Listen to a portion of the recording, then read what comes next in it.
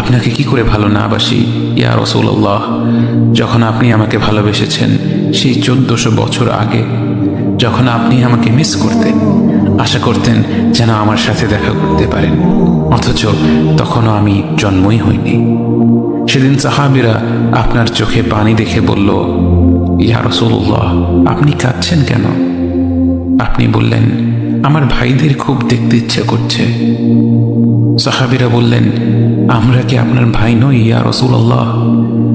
আপনি বললেন, না, তোমরা আমার সাহাবী। আমার ভাই হলো তারা যারা আমার পরে আসবে এবং আমাকে কখনো না দেখেও তারা আমাকে বিশ্বাস করবে। মৃত্যুশয্যায় শুয়ে আপনার অন্তরে এই চিন্তা ছিল যে আমাদের পরিণতি কি হবে। উম্মতি উম্মতি বলতে বলতে আপনি আপনার রবের নিকট ফিরে গিয়েছেন।